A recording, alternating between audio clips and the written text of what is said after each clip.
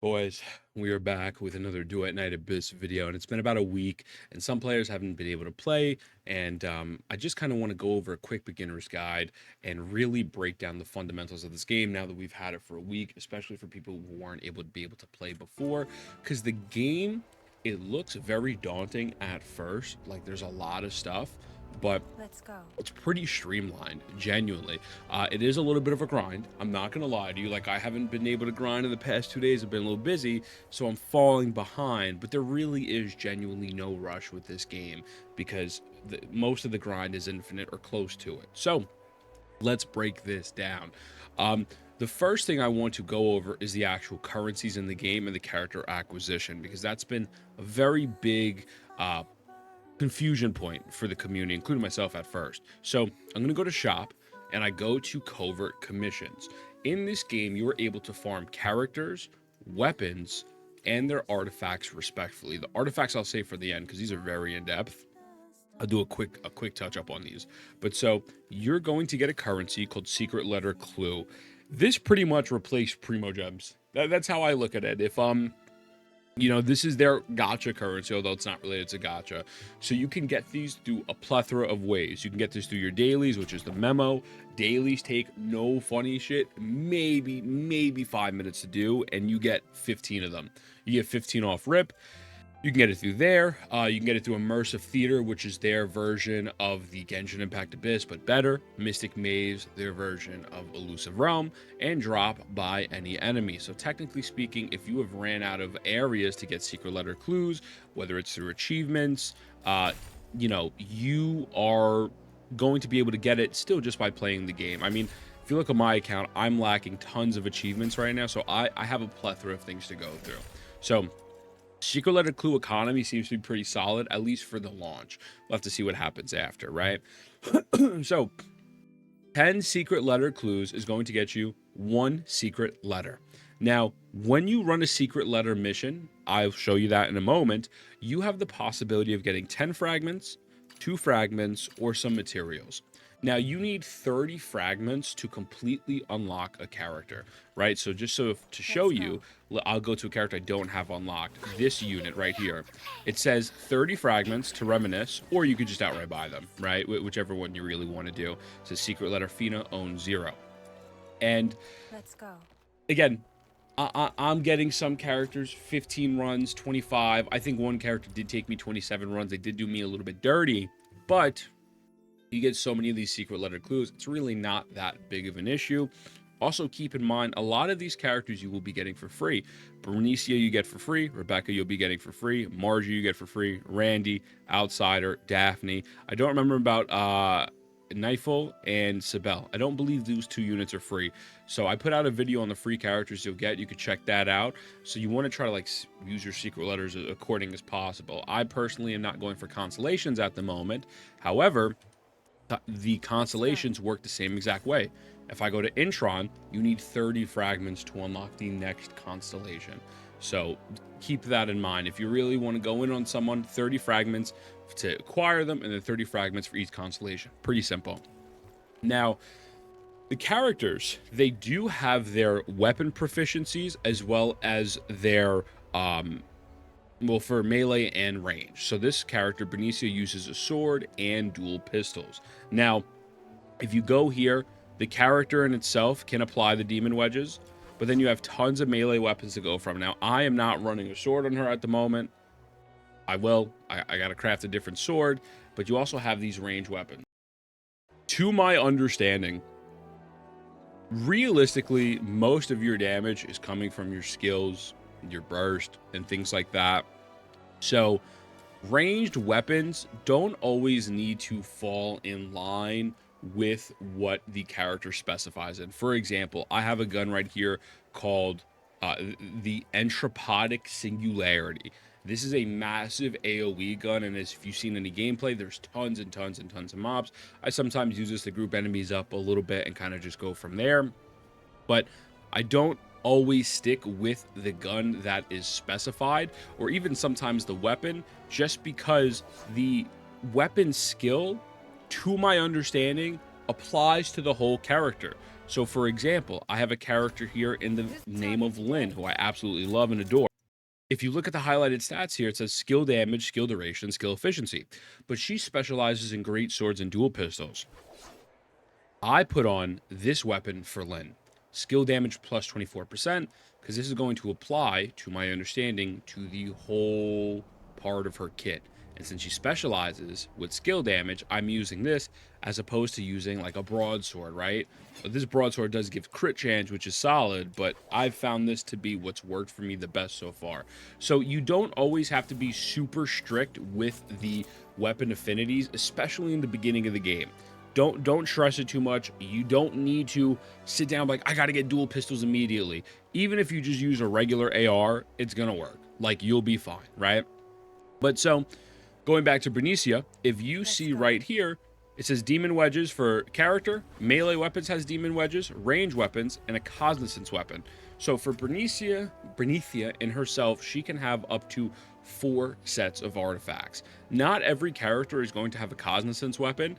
This weapon is pretty much when you're in your alt form, as I said in previous videos, they spawn a whole new weapon and they do the attacks with this weapon and scale off of these stats right here, right? So when I'm not in my burst, I have this melee weapon active. When I'm in my burst, this is what I'm using. So demon wedges, how do they work? For each unit and for each subsequent category, there will be different demon wedges. Excuse me. And if you played Wuthering Waves, they have a tolerance system here, very similar to the Echo Cap, right? So you can only have demon wedges that are totaling 275 on Bernicia at the moment. Keep in mind, every time you upgrade a demon wedge, the tolerance will increase. So for example, this demon wedge right here that I have, it's for 19. And it says that it's going to be giving me attack, HP, defense, resolve, and it's for Umbro characters. So if I upgrade this demon wedge, let's just, I don't care, I'll use some currency, it's not a big deal. Notice how it says the required tolerance goes from 19 to 24. So it's increasing the stats, but it's making it more expensive to use. I click upgrade here, bam, and then notice it went from whatever it was before up to 65. Now you can lower these costs.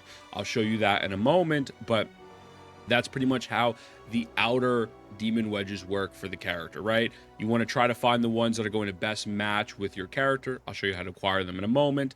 The ones in the middle, these demon wedges are going to increase your tolerance cap and then provide you with some extra boost here. So it says when performing a helix leap, deals animal damage equal to 250% of attack to nearby enemies. Increase the max tolerance by 2.5 times the demon wedges required tolerance. So that's what the middle track is going to be for. Now, let's say, for example, this Typhoon's Resolve, it has a fire logo on the top, right? I am going to click on adjust track, and I recommend don't do this right now. Like the state my account is in, this is not worth doing. I'm about to brick my account with this resource, but I don't particularly care. So I move my camera over. I can add this fire to this slot right here. It's going to use the currency up here. Notice how it goes from 24 to 12, right? So when you go from 24 to 12, you are now freeing up another demon wedge that you could use that has a higher rate. Actually, I might not even use it since it shows you. So keep in mind, you are able to kind of lower the cost of demon wedges depending on which one of these track slots you do use. Again, it is not something worth using in the beginning of the game, and you'll see, because realistically you get way better demon wedges later on. Kind of just thug it out with what you have. Character demon wedges, excuse me, weapon demon wedges.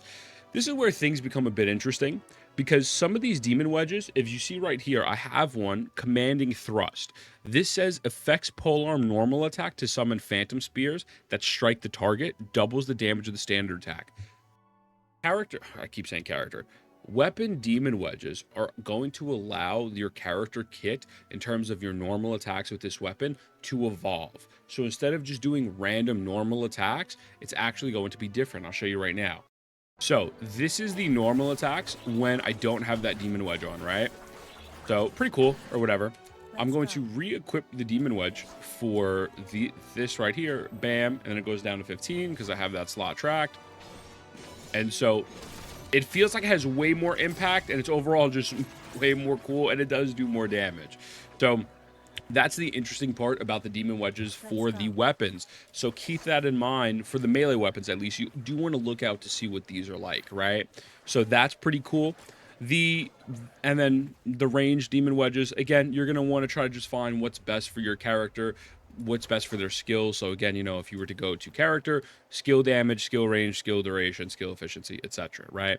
So that's pretty much that. Again, if you want, once you get better demon wedges, you slot the tracks, lower the tolerance level. But that's the easiest way I could dumb down the demon wedge system.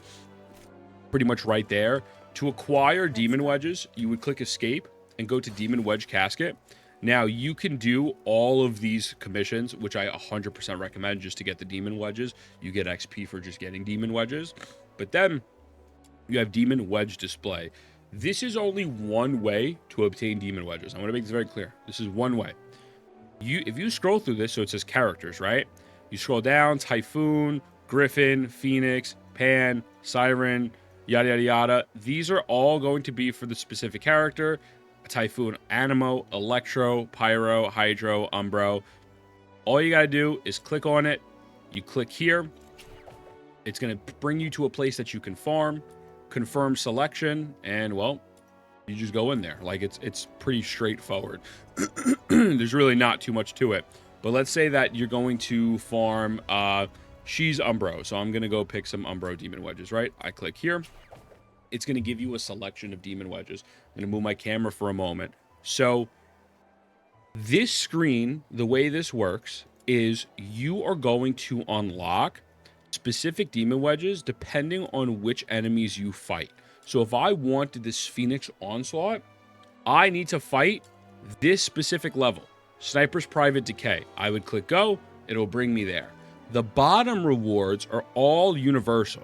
So when you clear this, you have a chance of getting any of these on the bottom, but the specific ones per line here is going to be to the specific actual enemy here. Expedition Private. If I want this Phoenix Duel, which is going to be increased damage dealt by 24% when facing less than 2 enemies within 20-meter range, this is going to be for a character demon wedge.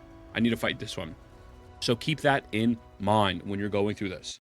Another way you could get demon wedges is through bounty commissions, right? So you see here, it's going to show you a bunch of demon wedges that are potentially available to you. This has a weekly rate 3 out of 3. You're going to get a blueprint, actually. You would accept the commission. You'll do the commission for whatever level you'll be able to actually complete it on, and you have a chance of getting one of these blueprints. So pretty cool stuff right there. And then the last thing I'll show you on demon wedges real quick is in the shop. Of course, you can actually buy higher demon wedges. Obviously here you get the secret letter clues, which is great. But you could also go to the last one right here, Bustling Marketplace, and then click on, let's say, Memento, and you are able to buy different demon wedges here. You can even buy, things to craft with. And yeah, there's tons of ways to get it, right? I'm saving all my currency at the moment. I want to get to a higher rank.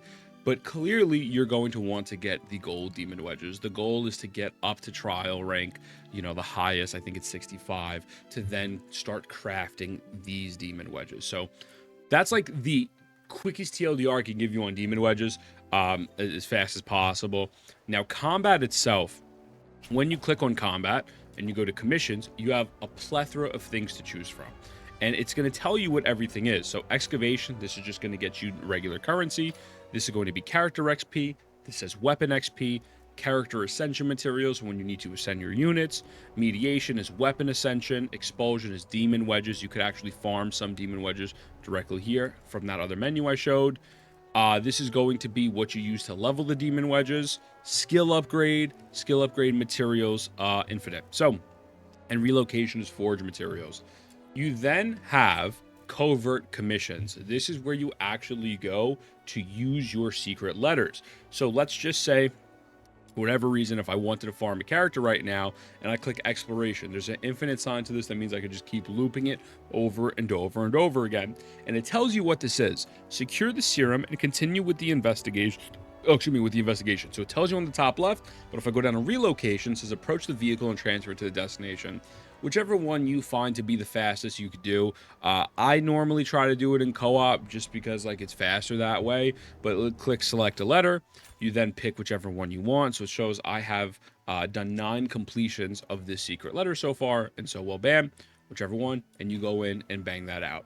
It'd be the same thing for weapons. I have 21 weapons. So if I go to exploration, secret letter, I could choose any of these, right? And demon wedges, I don't have any at the moment, but there you go. Bounty commissions we've touched on. Now, nocturnal echoes, this is your weekly location. With this, every first clear you do of a challenge is not going to be a part of the weekly claim, right? So let's say, for example, I go to Cybele for a minute just to show you. Once I clear Cybele, let's say on level 40, 50, 60, I'm going to get rewards, and that will not take from the weekly pool. However, once I've cleared Cybele to the highest difficulty or the highest level, that is going to take away from the weekly pool. Or I believe if I were to just start, if I were to just farm level 30 or 40 right now over and over again, right? But so you do get these first rewards right here.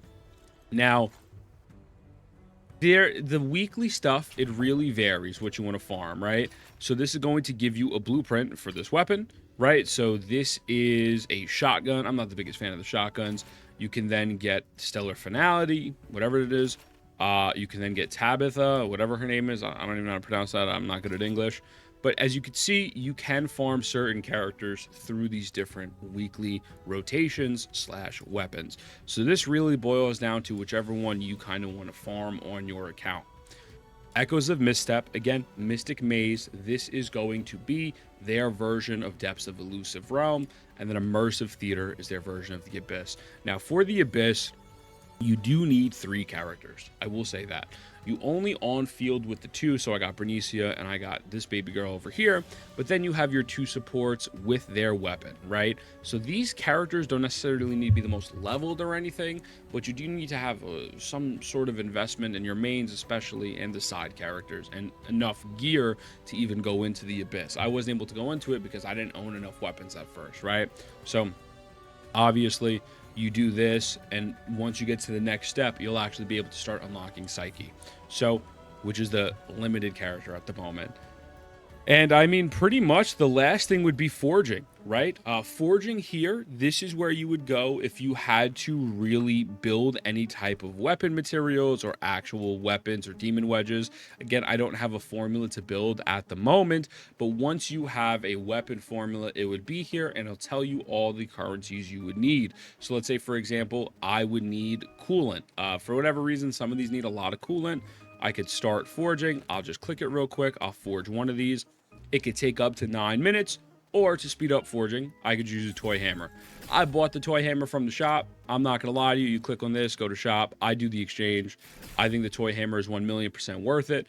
You could save it for the track shift modules. That might be a little bit better, but I'm impatient. So that's what I did with that. So this is how the crafting works.